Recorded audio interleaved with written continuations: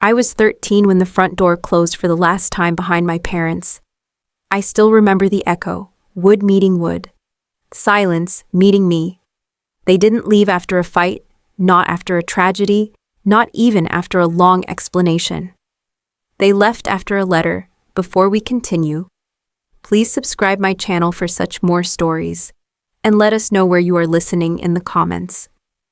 It was sitting on the kitchen counter beside a half-empty mug of coffee and my untouched school lunch. A single page, folded twice. My name written in my father's hurried scrawl. Clara, we're sorry. We can't take care of you anymore. You'll understand when you're older. Older. I repeated that word for years, like it was a password to some locked room. But understanding never came. I spent that night on the living room couch with the lights on, hoping it was a mistake.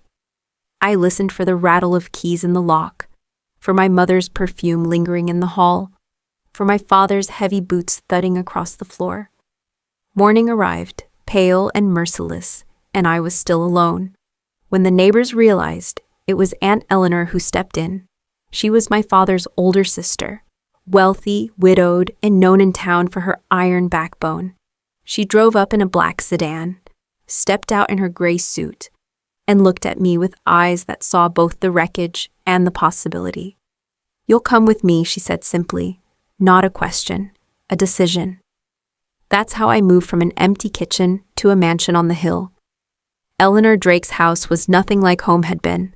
Marble floors, tall windows, rooms so big they swallowed sound.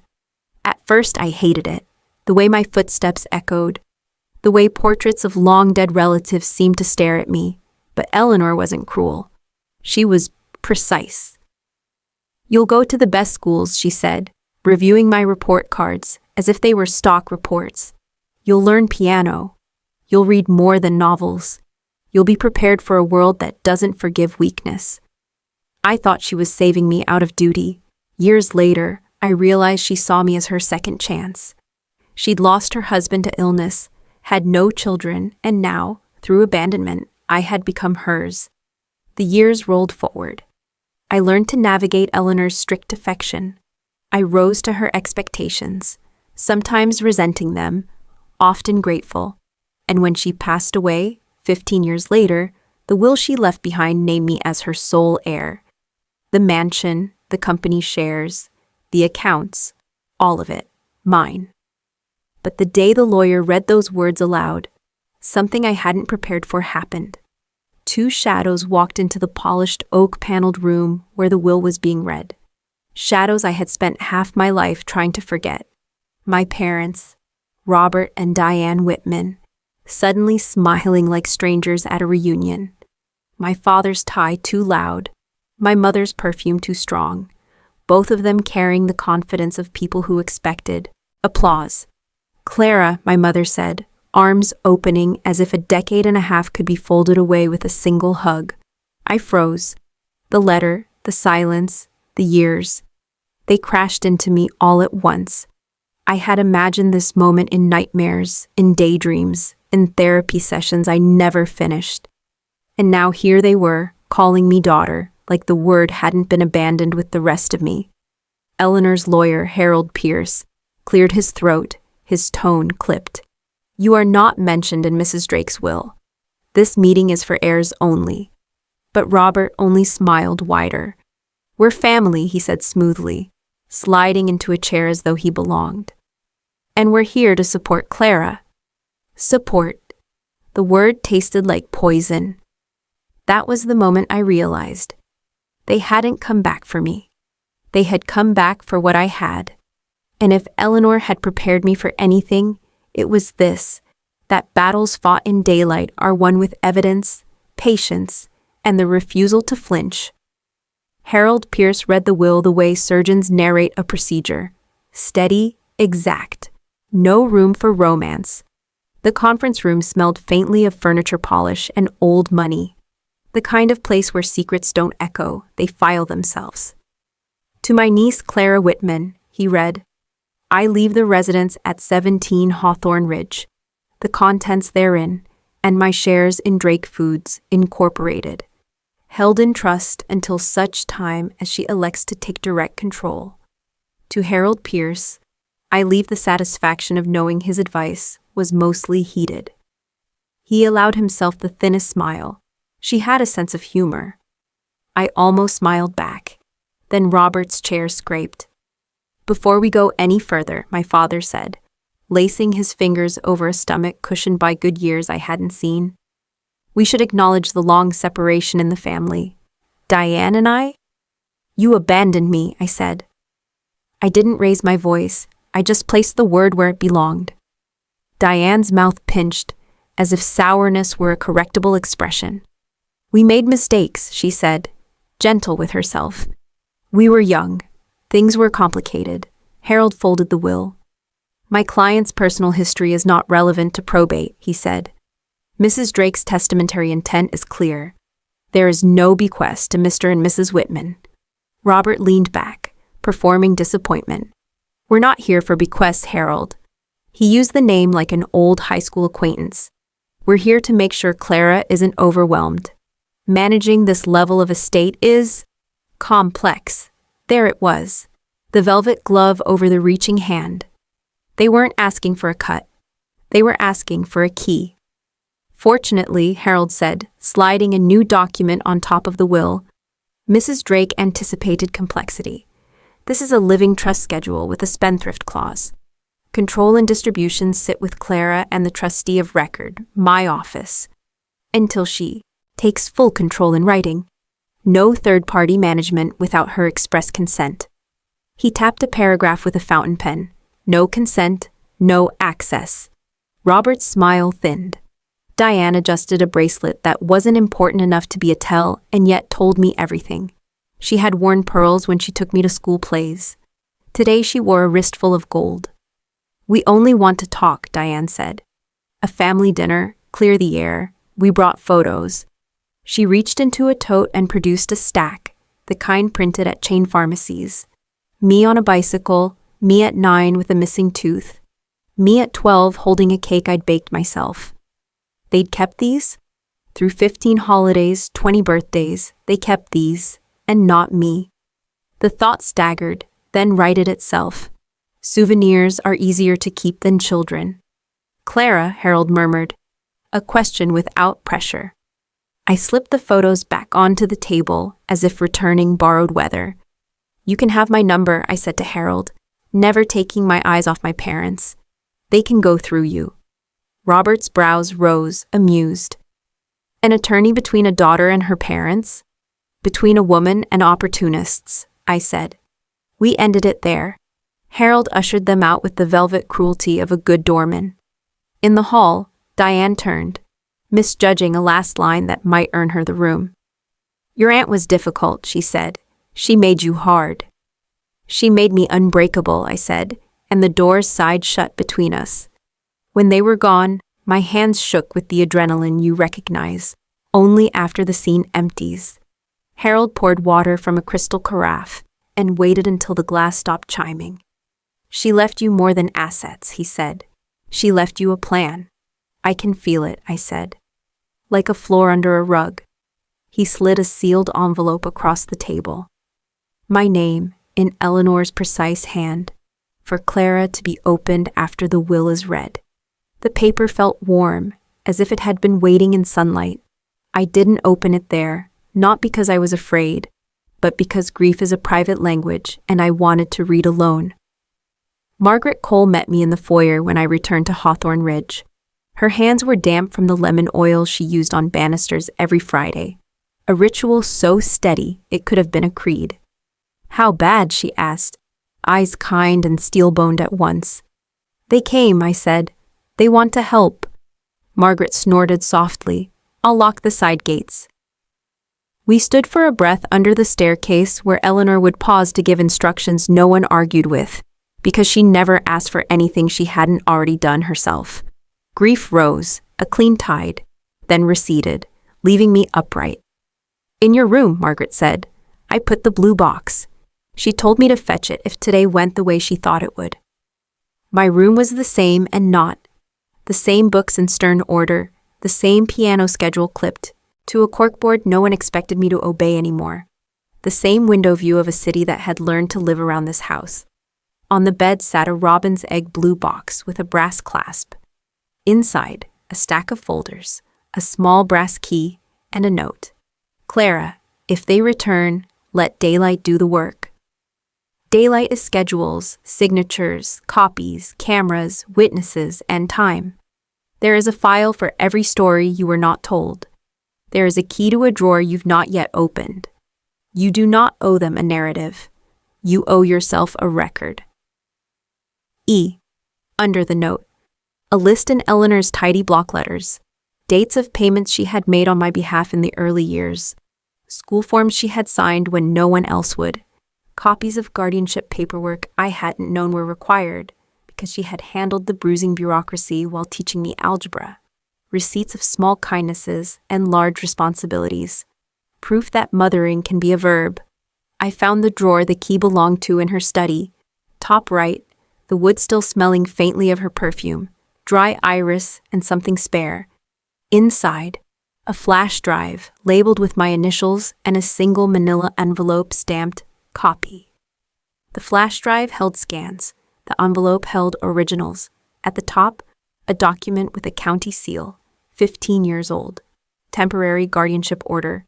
Minor child, Clara Whitman. Petitioner, Eleanor Drake. Respondents, Robert and Diane Whitman. Notice of hearing returned undeliverable. Undeliverable. I could almost hear the mailroom stamp landing on their last known address. You can't be held accountable for a notice you never receive, I thought. And then Eleanor's note echoed, daylight, and I saw it differently. You can't answer a door you never intend to open. Downstairs, Margaret brewed tea strong enough to argue with. We sat at the kitchen table that had taught me how to do math and manners. She watched me read, not hovering, not leaving. They'll try the soft way first, she said. Dinner, nostalgia, the kind of apologies that expire in a week. Then, if you don't bend, papers, demands, maybe a story in the paper about a cold niece. I have a lawyer, I said. And daylight. She lifted her cup in a small salute. And a house full of locks. My phone buzzed on the table. A number I knew before I knew it. Robert's. I let it ring twice, then silenced it. Then opened Eleanor's envelope at last, willing my hands not to shake. There was a second page I hadn't seen. P.S. If they say, we're here to support you, ask them to define support. Then ask for it in writing.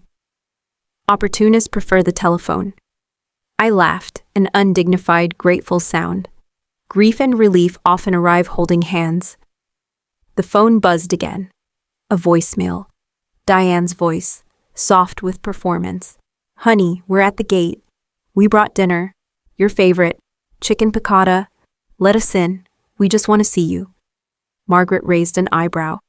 Favorite? She mouthed. Eleanor banned capers, I said. She called them culinary punctuation for people who don't trust their sentences. We walked to the front hall together. Through the beveled glass of the door, I saw them at the wrought iron gate. Robert in that loud tie. Diane in an apologetic cardigan, each holding a paper bag that wouldn't be heavy enough to tip any scale. Do you want me to handle it? Margaret asked. Hand on the intercom. I do, I said, and in the phrase felt the ghost of vows said for different reasons. But I'll watch. She pressed the button. Hawthorne Ridge, she said, crisp as a concierge. State your business. We're family, Diane said, peering at the camera like it was an old friend. We brought dinner. We want to support Clara. Margaret glanced at me. I nodded. Please define support, she said into the mic, not unkind. They blinked.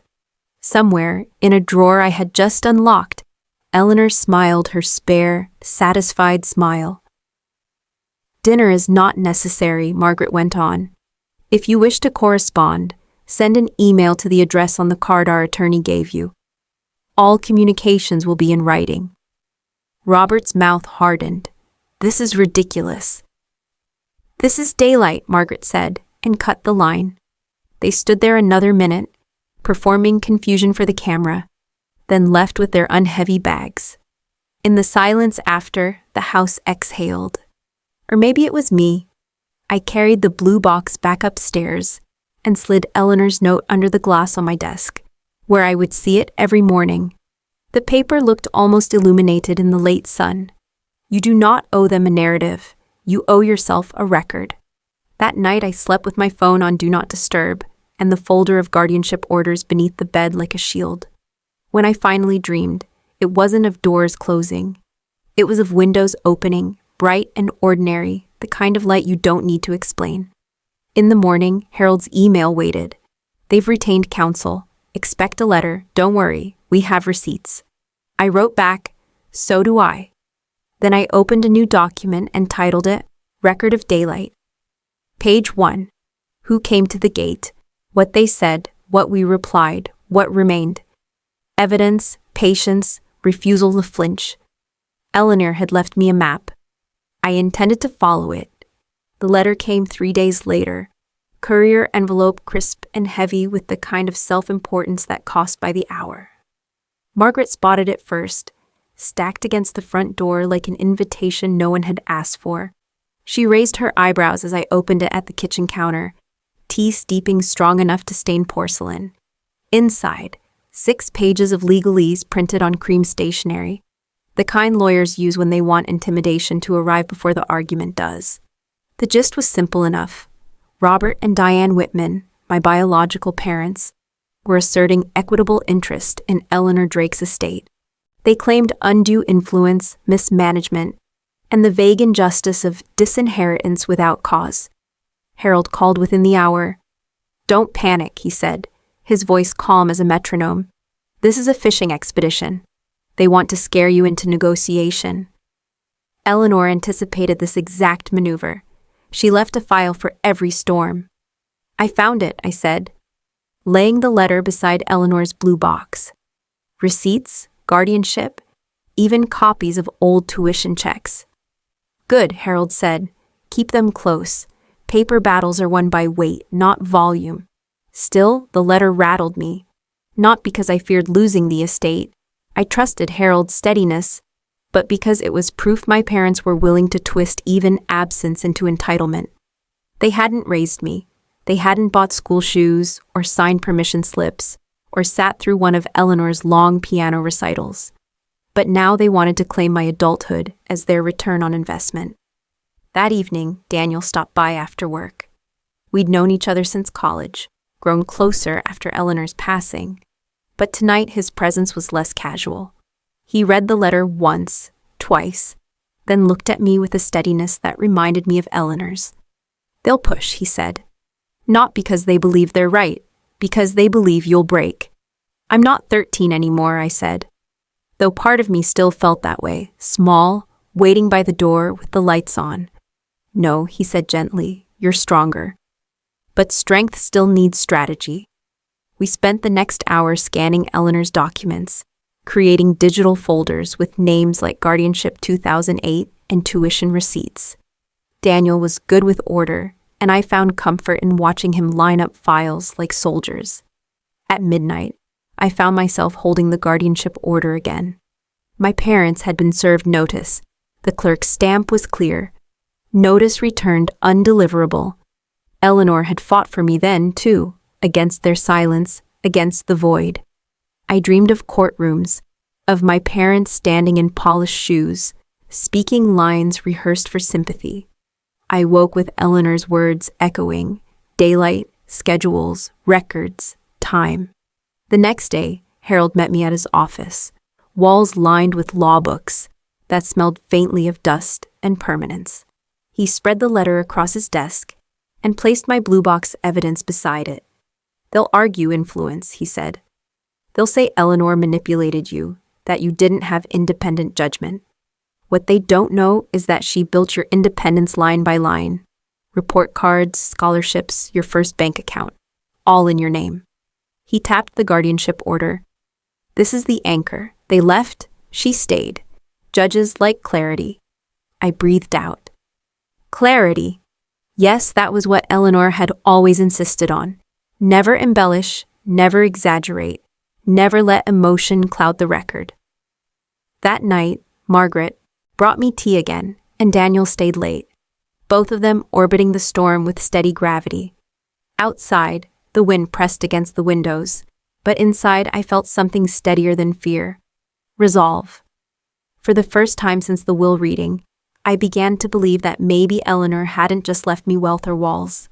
She had left me a way to fight, with daylight, with records, with people who stayed.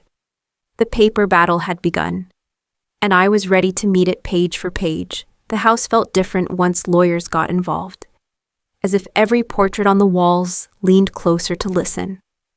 Hawthorne Ridge had always carried a stern kind of silence, but now that silence was charged, waiting like a courtroom before the gavel falls. I caught myself locking doors twice, checking windows I'd never bothered with before. Margaret noticed, of course. "It's not the locks that keep us safe," she said, while polishing silver in the dining room. "It's the record of who tried them." That night, sleep pulled me into an old memory, my father's laugh when I was 9, the way he spun me in the yard until the world blurred. In the dream, he put me down and walked away, the laughter echoing without him. I woke with my chest tight and Eleanor's note under my palm. "You owe yourself a record." By morning, the ghost had been replaced with hard paper. Harold delivered copies of the petition Robert and Diane had filed. Their argument read like fiction. Eleanor had estranged Clara from her loving parents, had exercised undue authority over a vulnerable child, and had engineered a will to exclude rightful heirs. Rightful heirs. The words throbbed. They weren't heirs. They were deserters. Daniel drove me to Harold's office.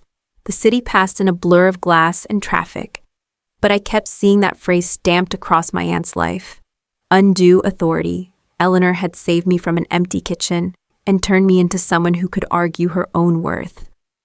And now they wanted to turn her legacy into a weapon against her. Harold was steady as ever.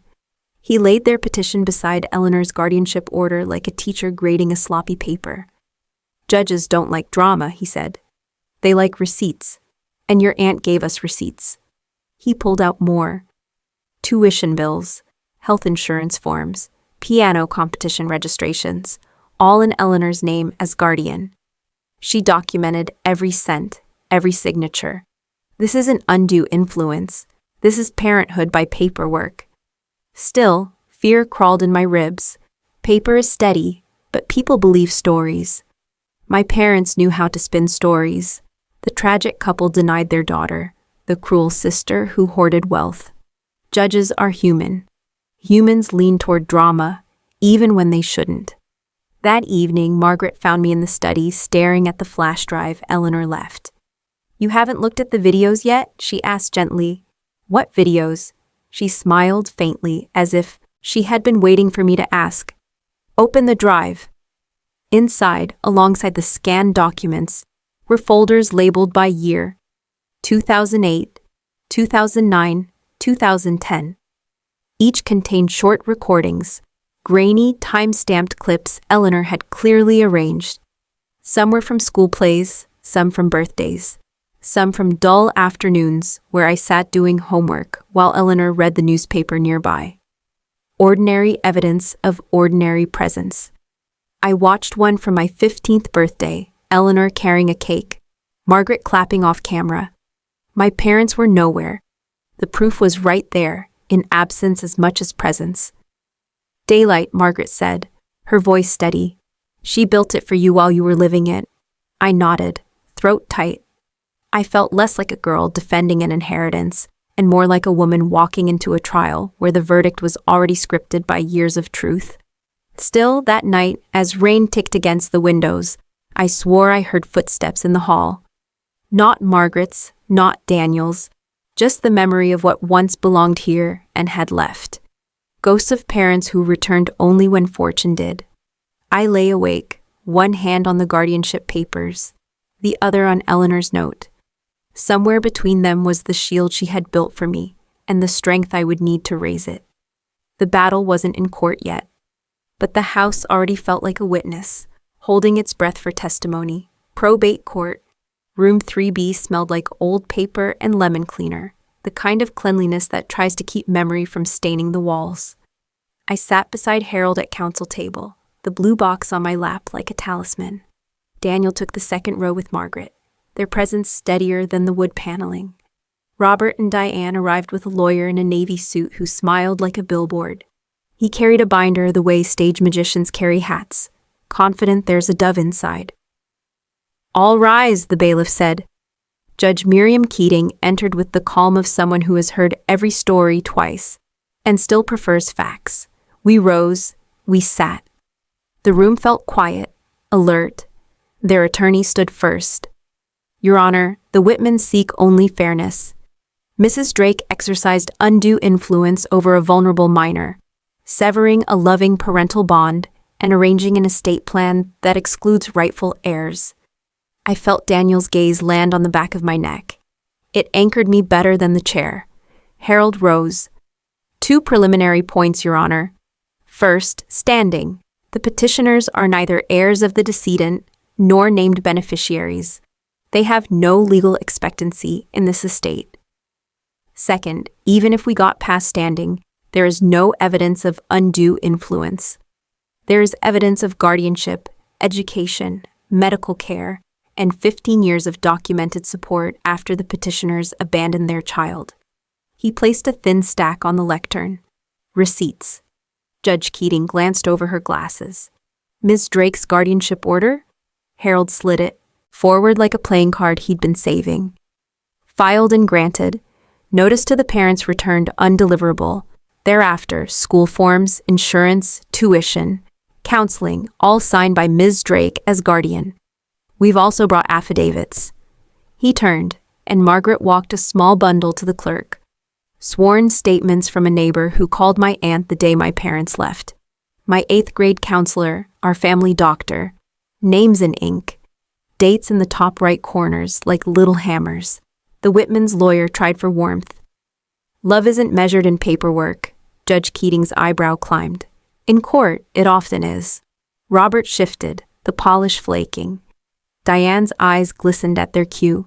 "Ms. Whitman," the judge said, and for a heartbeat I didn't recognize myself in the name. "Do you want to be heard?" Harold didn't touch my sleeve or nod. He didn't need to. Eleanor had trained me for rooms like this without ever calling it training. I stood. "Your Honor, my aunt didn't isolate me. She fed me. She enrolled me in school. She came to conferences. My parents left a note and disappeared. They reappeared the day my inheritance was read." I kept my voice level. "I'm not vulnerable now. I'm not 13. I have records." A silence with edges settled. The judge broke it with a single tap of her pen. "Here's how we'll proceed," she said. "Motion to dismiss for lack of standing is calendared for 2 weeks hence. Until then, no contact with Ms. Whitman except through counsel. No visits to the property. Any violations, I'll entertain sanctions. Understood?" The Whitmans' attorney began to protest. The judge's gaze cut him short. "This is not a drama rehearsal. It's probate. Gavel. Next matter." Outside, the hallway air felt fresher than it had any right to. Margaret squeezed my hand once, efficient. Daniel smiled without teeth, the way he does when victory and gentleness need to be the same size. On the courthouse steps, Robert caught my eye, that old charm redeployed like a tired salesman's pitch. "We can still fix this, Clara," he said. "Family dinners, holidays. You don't want to be alone in that big house." Harold stepped between us with the effortless grace of a revolving door. "Email only," he said. "And for the record, my client is not alone." We walked toward the car. A local blogger lifted her phone, hunting a headline. "Heiress estranges parents." I could almost hear the caption trying on my skin. I kept my eyes ahead. Daylight, Eleanor had written. Not applause. Back at Hawthorne Ridge, the portraits looked less like witnesses and more like furniture again. In the study, Harold spread out our next moves. "I'll file supplementary briefs with the affidavits," he said. "We'll add the video clips. We only need to show the judge that Eleanor's influence was ordinary care, not coercion." "Is there such a thing as two Much paper? I asked, only half joking. Harold's mouth tipped. Only if it hides the point. Here, it reveals it. Margaret brought tea, set it down, and produced an old scuffed envelope from her apron pocket. The neighbor, Mrs. Patel, dropped this by, she said. Said she kept it because it felt wrong to throw away someone else's story. Inside was the original copy of the note my parents left. The one I'd last seen at 13, now brittle at the folds. We can't take care of you anymore. No signatures, no forwarding address, just the sentence that had to grow me up. Harold photographed it, then slid it back into a sleeve. Not for sensationalism, he said, answering a question I hadn't asked. For context. Dusk pooled in the corners of the room. I wandered to the piano and touched a key I hadn't touched since Eleanor died. The note hung true. I let it fade. I used to think court was where truth lived, I said. Now it feels like it's where truth is forced to sit still long enough to be recognized. Daniel leaned against the door frame, hands in his pockets, listening. We'll keep it seated, he said. That night I wrote in Record of Daylight. Court set the rules. We brought receipts. They brought a story that wilts under light. I taped a copy of the Guardian order to the page like a pressed leaf. At midnight, headlights swept the front lawn, then idled at the gate. My phone lit. Unknown number. I let it roll to voicemail. The camera over the drive captured the rest. The paper bag of takeout placed like an offering. The knock on iron, the performative glance up at the lens. Daylight took it all. In bed, the blue box on the nightstand glowed faintly in the streetlight. Somewhere beyond the walls, the machinery of their case creaked along. Inside, the machinery of mine hummed cleaner, oiled by years of ordinary proof. For the first time, I pictured an ending that wasn't a blaze of revenge, but a quiet signing of orders. A door closing on a petition that had never stood a chance under the weight of what actually happened. The house breathed with me. The ghosts in the hall retreated another step, and sleep, when it came, was not a door slamming shut, but a window opening to a sky the color of legal paper, plain, honest, strong enough to hold ink. The next 2 weeks stretched like taut string. Court schedules move slowly, but fear doesn't. Every day I woke expecting another courier envelope, another message from strangers, hired to call themselves my parents' advocates. And most mornings, I was right. The letters arrived in waves, requests for discovery, notices of deposition, demands that I preserve all communications. Harold stacked them in neat piles, unbothered. Noise, he said, flicking through one with the air of a man checking weather. Designed to shake your focus. We answer what matters, ignore what doesn't. Still, the weight pressed. Margaret kept the kettle boiling like a metronome. Daniel kept me walking in the evenings. But even with their steadiness, I could feel the old pattern tugging at me. Hope, abandonment, repeat. Robert and Diane had left once, returned once. Wasn't that proof they could come and go again, taking chunks of my life with them? Eleanor's words sat under glass on my desk. You don't owe them a narrative. I read it nightly, but some nights I still found myself drafting monologues in my head. Speeches I'd never give. Explaining the loneliness, the piano recitals with empty chairs, the birthdays with single candles. As if explanation were still a kind of currency. One afternoon, Harold called me to his office. Deposition next week, he said. They'll try to rattle you. They'll ask about your childhood, about your aunt's rules, about feelings.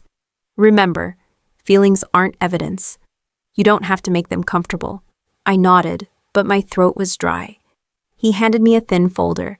Practice questions. I'll run you through them tomorrow. Tonight, read Eleanor's file labeled C. That night, I opened the blue box again. Inside the C folder were letters I hadn't seen before. Eleanor's notes to herself. Half diary, half ledger. She had written down things I barely remembered. Clara cried when she lost her cat. Wrote to teach her herself. Resilient but still child. Must remind her she is wanted. I sat on the edge of my bed with those words and felt the pattern crack. Eleanor hadn't raised me to win arguments with ghosts.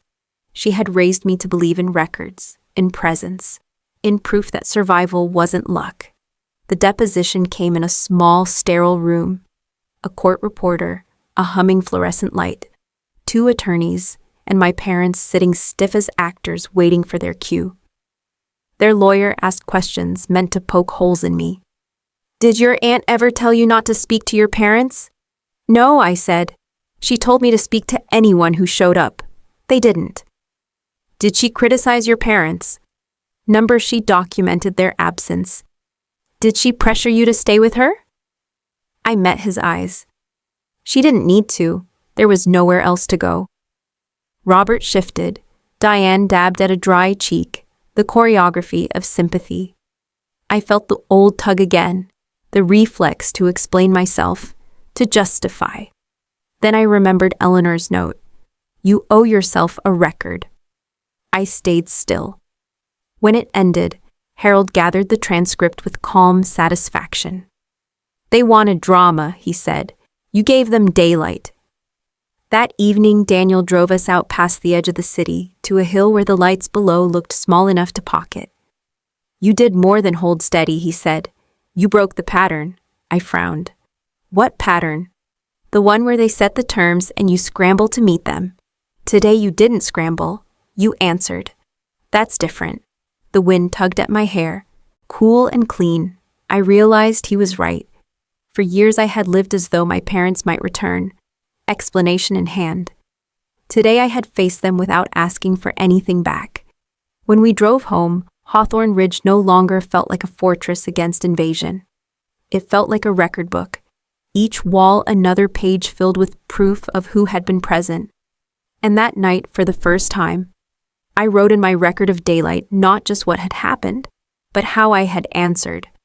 They asked if she pressured me. I said no. They asked if she poisoned me against them. I said no. They asked where else I could have gone. I said nowhere. That is not drama. That is fact. I set down the pen. The silence that followed didn't ache. It rested. And somewhere, in that quiet, I understood. Breaking the pattern was its own kind of inheritance. The morning after my deposition, Harold called. His voice was steady, but I caught the flicker of interest beneath it. "They've amended their petition," he said. "New angle. They're claiming Eleanor manipulated not just you, but her finances. Misappropriation to alienate rightful heirs." I laughed, though it wasn't funny. "They mean me." "They mean anyone but themselves," Harold said. But Eleanor was meticulous. She left a trail even accountants would envy. When I hung up, the house felt taller, as if Eleanor herself were listening. I walked through her study, the room still smelling faintly of iris and old paper. The portraits on the walls looked less like ancestors and more like witnesses now. And then I noticed a drawer I hadn't opened before. Bottom left, where dust gathered. The key from the blue box fit neatly. Inside, another folder, thicker, labeled in Eleanor's sharp hand. "If they come back." I sat at her desk, heart beating hard enough to hear. The folder held copies of wire transfers, letters to her accountants, and, most striking, handwritten notes she had kept about Robert and Diane. 2012, Robert called after 5 years, wanted loan, declined. Recorded conversation. 2016, Diane wrote letter, apology laced with request for tuition money for her nephew, declined. Saved letter, and attached. Recordings on small flash drives, labeled by date. I slipped one into the computer. The speakers crackled to life with my father's voice, older but still carrying that salesman's confidence. "Eleanor, you know family is family. You've got more than enough. Just a loan. Clara doesn't have to know." Then Eleanor's reply, calm as marble. "You left her." "That was your loan." I felt a shiver run through me. She hadn't just raised me, she had anticipated this exact moment, documenting every attempt they made to reinsert themselves. She had left me an arsenal. That evening, I invited Harold and Daniel over. Margaret made tea, steady as always, and we sat around Eleanor's desk. I played the recordings one by one. My parents asking for money, Eleanor refusing. Their entitlement immortalized. Harold leaned back, fingers steepled. This is daylight in its purest form. They can argue love. They can argue influence. They can't argue against their own voices asking for money. Daniel squeezed my hand under the table. She left you her shadow, he said softly. Not to darken your life, but to shield it. I swallowed hard.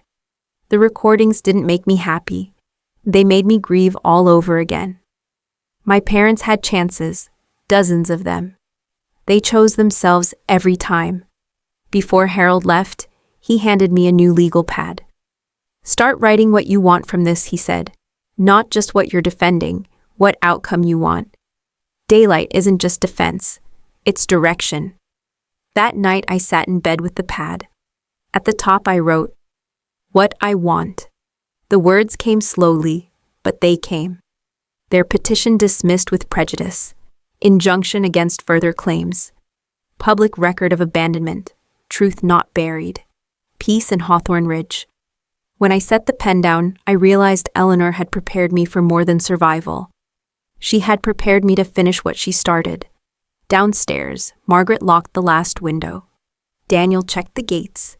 And in the hush of the house, Eleanor's presence felt less like shadow and more like light carried forward. The battle wasn't over, but for the first time, I wasn't afraid of the next move. The second court date arrived on a sharp October morning, the kind where the air feels too clean for lies to survive. I wore Eleanor's old pearl earrings, the only jewelry of hers I had taken from the safe. Not for vanity, for armor. The courtroom hummed with expectation. Robert and Diane sat stiffly beside their lawyer, whose navy suit seemed shinier today, like he had polished confidence over cracks. Margaret and Daniel sat behind me, quiet pillars. Harold arranged his folders with the precision of a surgeon laying out tools. The judge opened the session. Petitioners allege undue influence and financial misappropriation. Respondent contests. Let's proceed. Their lawyer rose, voice rich with practiced sympathy. Your Honor, the Whitmans are not here for greed. They are here for justice. Their daughter was taken from them, poisoned against them, and manipulated into inheriting an empire they should have been part of guiding. They seek recognition, not riches. I bit back a laugh. Recognition? They hadn't recognized me at 13 when they walked out with a note. Harold rose in turn. Your Honor, we have records, guardianship orders, tuition payments, medical bills, all bearing Ms. Drake's name. We have recordings of petitioners requesting money from Ms. Drake in prior years, which will show their intent was not love, but access. We ask the court to hear Ms. Whitman herself. Judge Keating adjusted her glasses. Clara, you may step forward. The room shifted as I stood. My legs trembled, but my voice found steadiness. I looked directly at the judge, not at the people who had forfeited the right to be my parents. When I was 13, I began. I came home to an empty kitchen and a letter. My parents left me and they never returned until the day my aunt's will was read. In those 15 years, Eleanor Drake raised me. She paid for my schools, my doctors, my clothes. She documented every detail because she knew one day someone might question it. She didn't isolate me from my parents. She preserved me when they vanished. I paused, then pulled the brittle note from its protective sleeve, holding it carefully. This is what they left me with. We can't take care of you anymore. That's not estrangement. That's abandonment. Diane's eyes brimmed on cue. Robert leaned forward as if ready to object, but the judge held up a hand. Continue. I laid the note on the evidence table. Harold queued up the recordings. My father's voice filled the courtroom. You've got more than enough, Eleanor. Just a loan. Clara doesn't have to know. Then Eleanor's measured reply. You left her. That was your loan. The room was silent except for the hum of the old speakers. I steadied my breath. They are not heirs. They are opportunists. And Eleanor Drake anticipated this moment so I wouldn't have to fight shadows alone. She left me her presence, recorded and documented. That's what family does. They show up. Judge Keating leaned back, eyes narrowed, not at me, but at Robert and Diane. The evidence is admitted, she said. We'll reconvene for closing arguments after review. But I will say this, daylight is difficult to argue with. As I walked back to my seat, Daniel's hand brushed mine. Margaret's chin dipped in a tiny nod. Harold whispered, "You did exactly what you needed to. You didn't give them theater, you gave them truth. And for the first time since the battle began, I believed the truth might be enough." That evening, when we returned to Hawthorne Ridge, the air felt lighter. I opened my record of daylight and wrote, "Today, I stood. Not as the child they left, as the woman Eleanor raised. The court has seen daylight, and so have I." 2 weeks. That's how long Judge Keating gave herself to review the files, recordings, and affidavits. 2 weeks of waiting in a house that seemed to breathe with me, sometimes steady, sometimes restless. Every creak in the hall made me wonder if it was ghosts or just the weight of memory. Harold visited twice, each time carrying fresh updates like weather reports. "They filed for a continuance," he said on his first trip. "Denied. The judge wants this done." On his second, they floated settlement, small percentage of the estate in exchange for silence. I didn't even let him finish the number. "No," I said, "daylight doesn't negotiate." Margaret grew fiercer with her rituals, locking the gates at dusk, polishing banisters until they gleamed like proof. Daniel walked me through the gardens at night, reminding me that life still grew outside the walls of legal battle. We spoke less of the case and more of what came after: travel, rebuilding, maybe even turning part of Eleanor's estate into something living, not just inherited. The thought steadied me more than I expected. Finally, the day came. Courtroom 3B was fuller this time. Reporters, curious locals, faces I didn't know but whose eyes were hungry for spectacle. I carried Eleanor's folder under one arm, not because I needed more evidence, but because holding it reminded me I wasn't walking in alone. The judge entered. The room stilled. "Petitioners," she began. "Alleged undue influence and misappropriation. Respondent presented documentary proof of guardianship, financial support, and independent adulthood. Petitioners presented little beyond narrative. Having reviewed the evidence, I find the petition fails on both standing and substance.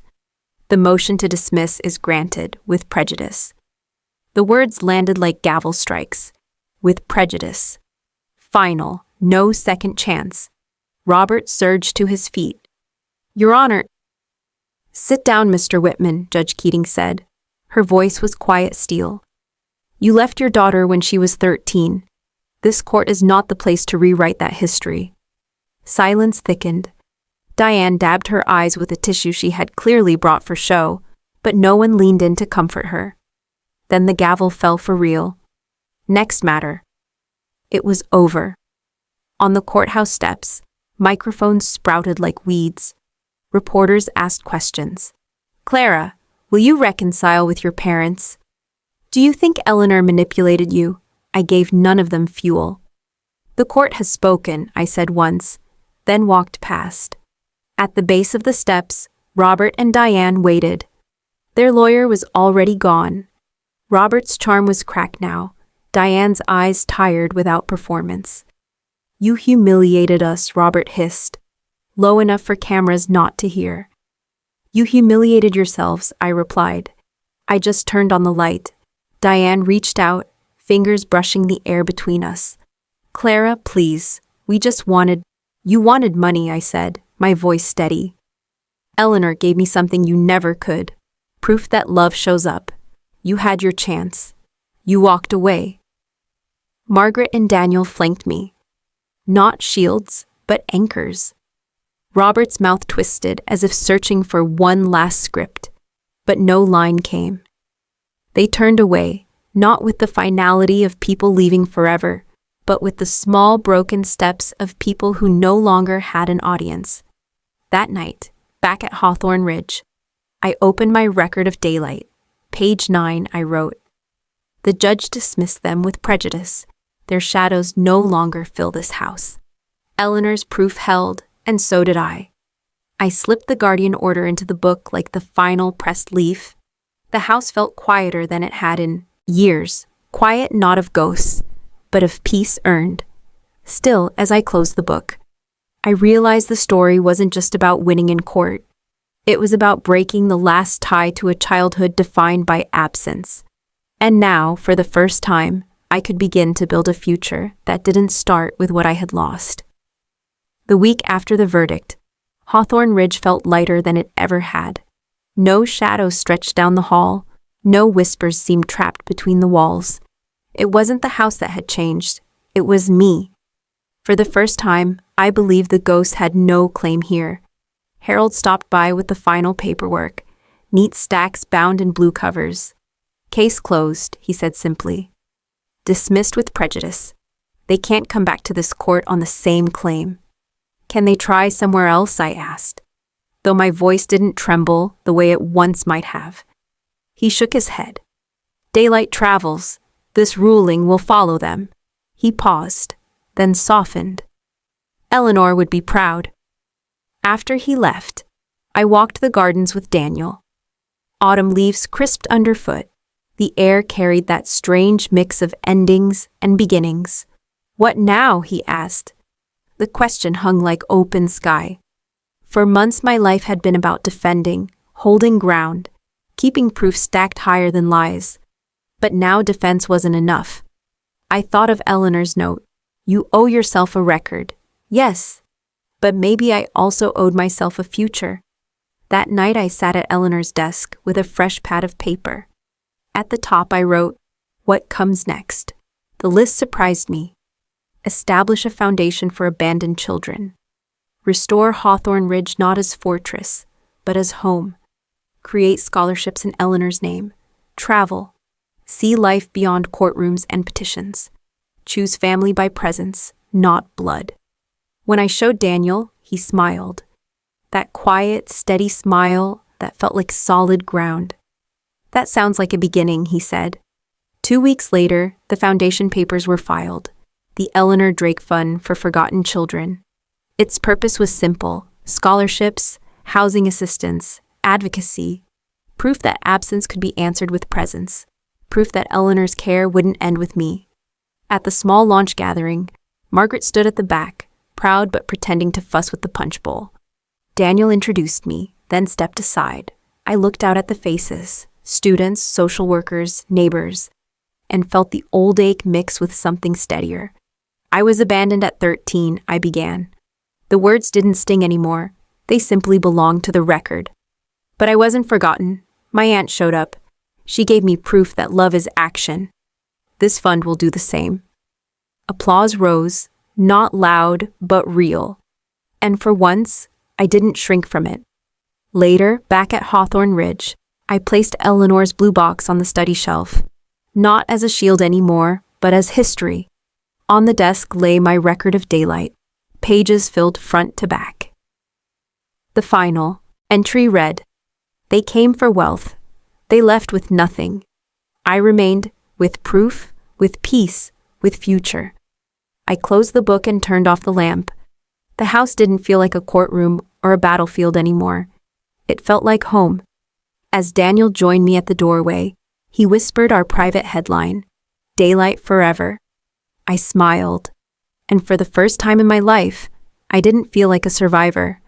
I felt like someone beginning.